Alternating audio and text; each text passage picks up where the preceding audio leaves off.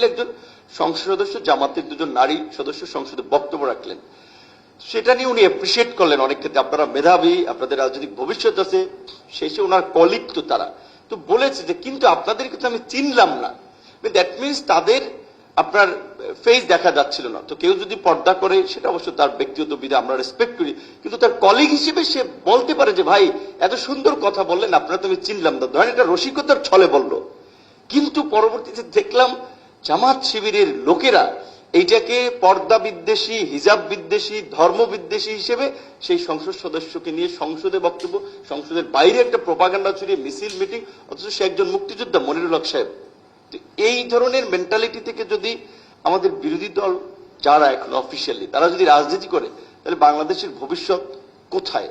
আর এই প্রধান বিরোধী দল জামায়াত ইসলামী একটা সরাসরি আসনে নারী দেয় নাই।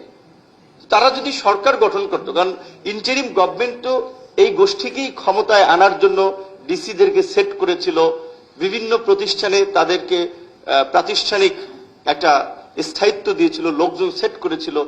যদি তারা ক্ষমতা আসতো কি হইতো? আজকে দুঃখজনক যে এরকম একটা ডেমোক্রেটিক পরিস্থিতিতে আজকে যারা মানে একটা উগ্র চিন্তাধারায়, যারা বাংলাদেশের অস্তিত্বে বিশ্বাস করে না, সেরকম একটা দল হচ্ছে পার্লামেন্টের প্রধান বিরোধী দল।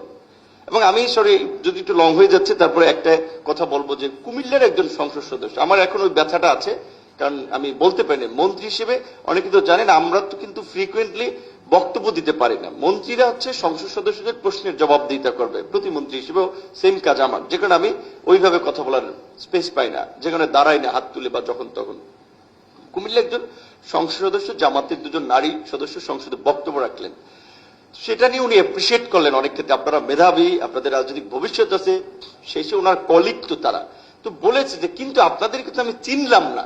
দ্যাট মিনস তাদের আপনার ফেস দেখা যাচ্ছিল না। তো কেউ যদি পর্দা করে সেটা অবশ্য তার ব্যক্তিগত বিধা, আমরা রেসপেক্ট করি, কিন্তু তার কলিগ হিসেবে সে বলতে পারে যে ভাই এত সুন্দর কথা বললেন, আপনারা তো আমি চিনলাম না। ধরেন এটা রসিকতার ছলে বলল, কিন্তু পরবর্তীতে দেখলাম জামাত শিবিরের লোকেরা এইটাকে পর্দা বিদ্বেষী, হিজাব বিদ্বেষী, ধর্ম বিদ্বেষী হিসেবে সেই সংসদ সদস্যকে নিয়ে সংসদে বক্তব্য, সংসদের বাইরে একটা প্রোপাগান্ডা ছড়িয়ে মিছিল মিটিং, অথচ সে একজন মুক্তিযোদ্ধা মনিরুল হক সাহেব। এই ধরনের মেন্টালিটি থেকে যদি আমাদের বিরোধী দল যারা এখন অফিসিয়ালি তারা যদি রাজনীতি করে, তাহলে বাংলাদেশের ভবিষ্যৎ কোথায়? আর এই সরি টু সে এনসিপির তরুণ যেটা আপনারা বলছেন, এই কেন্দ্রিক আন্দোলনের তরুণ, সেটা তো নানানভাবে বিভক্ত।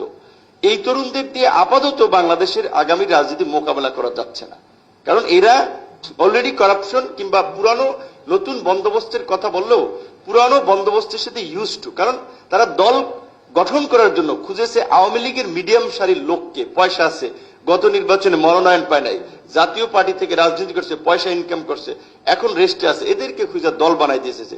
এইভাবে একটা আদর্শিক দল হয় না। তো সেক্ষেত্রে আমি আশা করি যে এখন আমাদের বিভিন্ন দলের তরুণ, বিএনপির কথা বলেছেন, বিএনপি মানসুরার মতো ছাত্র দলের নেত্রী আমাদের সমসাময়িক, তাকে নারী সংসদ সদস্য মনোনয়ন দিয়েছে, সরাসরি সিটে দিলে তাদের উইন করে আসাটা ডিফিকাল্ট হতো, যেটা শামীম ভাই বলেছে, বাট করেছে।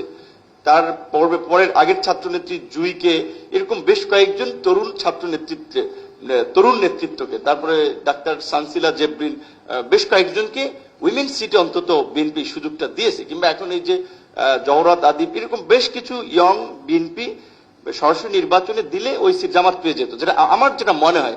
বাট বিএনপি কে বলা হচ্ছে যে বিএনপি নারীদেরকে স্পেস দেয় নাই, এটা দেয় নাই, সংসদ সদস্য করে নাই তরুণদেরকে। বিএনপি অনেক জায়গায় তরুণদেরকে এম্পাওয়ার করতেছে। এই ক্যাবিনেটের জায়গাও ক্যাবিনেটের অনেক সদস্য বিগত ক্যাবিনেটের চেয়ে তরুণ আছেন অনেকেই। সেই জায়গা থেকে সরকার আমি মনে করি যে তার জায়গাতে সে চেষ্টা করতেছে।